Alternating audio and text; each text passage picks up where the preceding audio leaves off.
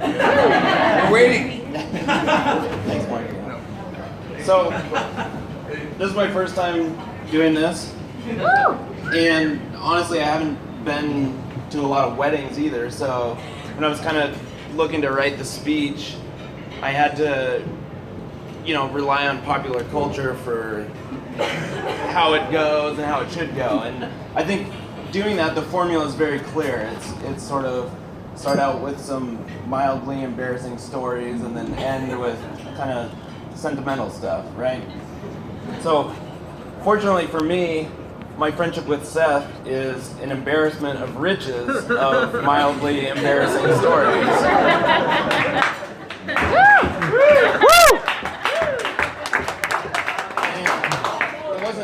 The tough part wasn't so much coming up with what stories to tell, but deciding which to tell.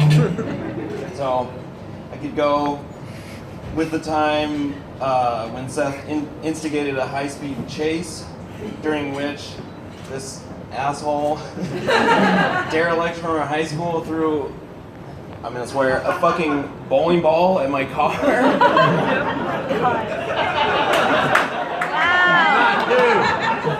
Or another time when Seth punished our friend Berger Mike deserved it.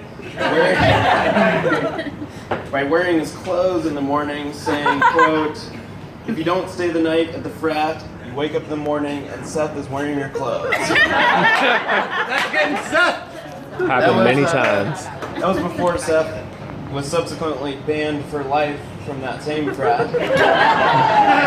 But he maintains his innocence on the That was charges ours. involved. I should do this yesterday, One thing is for sure though, if Seth stays the night at your place, you're definitely waking up in the morning and Seth is wearing your sleeping bag. Grease in the bag. Probably snacking and draining a laptop battery.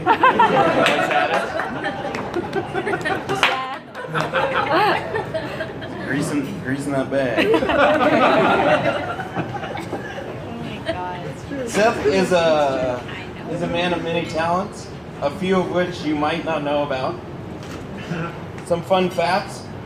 Seth invented a skiing maneuver called the Perverticon. As far as I know, he's the only man to ever attempt or land one of those maneuvers. He also wrote a romance novel.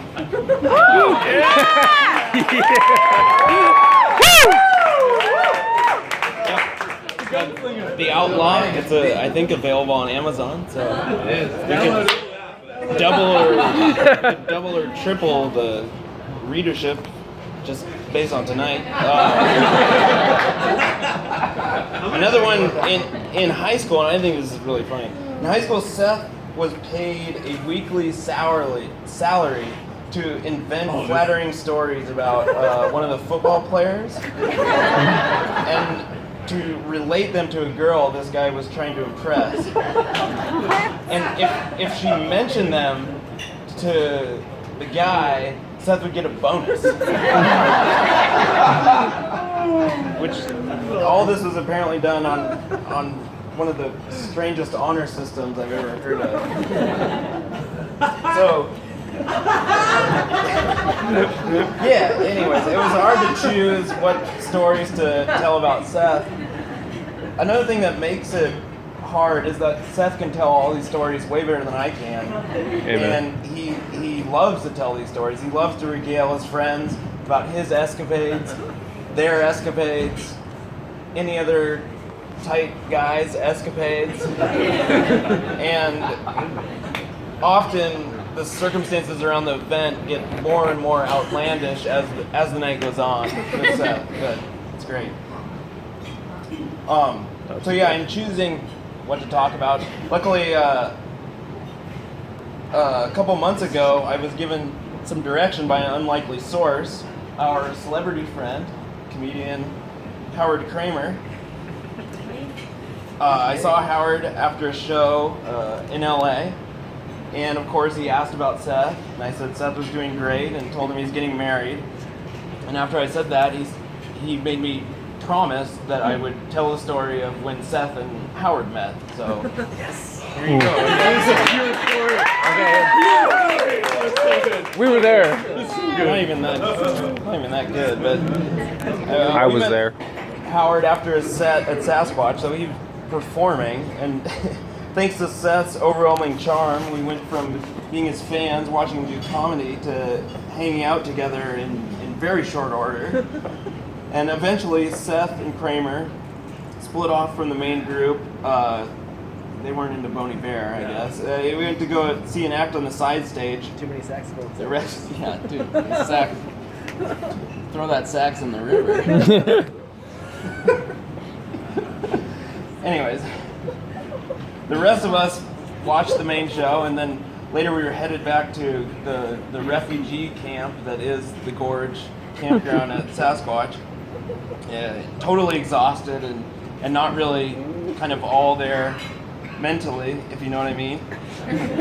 And I remember even telling John here that I hoped Seth didn't bring any celebs back to the campsite because I couldn't really deal with that. I was like, oh god. But so we showed up, and I was relieved to see an empty campsite, but there was no sign of Seth. I didn't know where he went.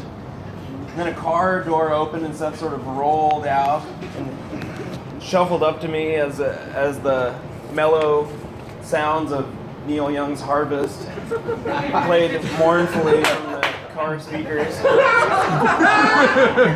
And he put his hand on my shoulder and said, "Steve, Kramer's in the car." So apparently Manny's a maid. and Kramer had been sitting in the car eating popcorn, drinking vodka, and listening to Neil Young.